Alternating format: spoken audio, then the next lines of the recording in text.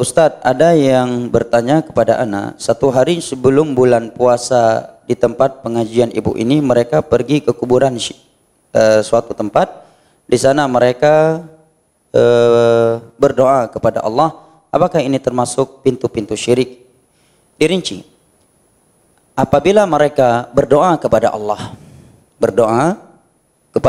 Jalla wa'ala, dan mereka menjadikan kuburan ini sebagai tempat berdoa, doanya kepada Allah, tapi mereka jadikan tempat kuburan ini sebagai tempat doa, dan mereka anggap ya doa di tempat kuburan ini adalah sesuatu yang dianjurkan, maka bisa jatuh ke dalam bid'ah.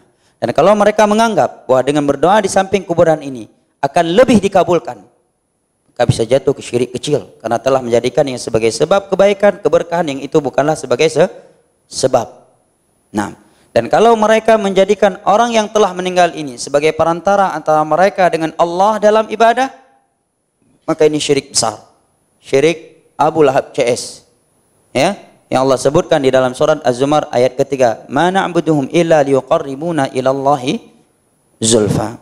Nah, kalau kita membuka hadis-hadis Nabi, kuburan adalah tempat yang diidentikan tanpa ibadah. Ya. Oleh karenanya Nabi SAW bersabda, la taj'alu buyutakum maqabir, fa inna syaitan yanfiru minal bait alladhi tuqra'u fihi suratul Baqarah. Hadis riwayat Imam Muslim dari Abu Hurairah radhiyallahu anhu.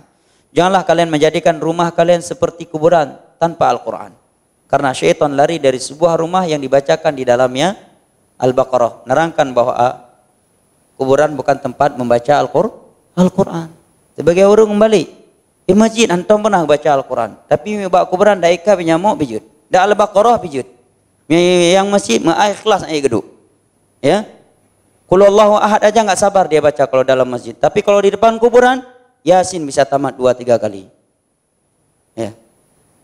Nabi hanya menerangkan kepada kita bahwa kalau seorang datang ke pemakaman membacakan doa pemakaman, Assalamualaikum ahlad diyar wa inna insyaallahu bikum lahiqun, yaghfirullahu lana wa lakum wa inna insyaallahu bikum lahiqun. Nabi di sepertiga akhir malam pernah keluar dari kamarnya Aisyah.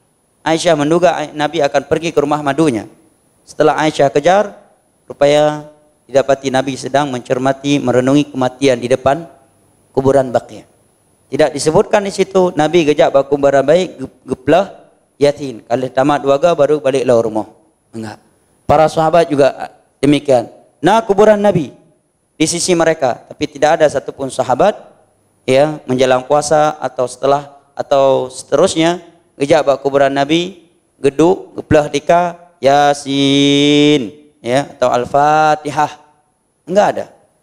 Nah, maka kalau itu dilakukan sebagai ritual, ini jatuh ke dalam perbuatan mengada-adakan perkara baru di dalam agama Allah tanpa dasar dari Al-Quranul Karim dan hadis-hadis Nabi sallallahu alaihi wasallam.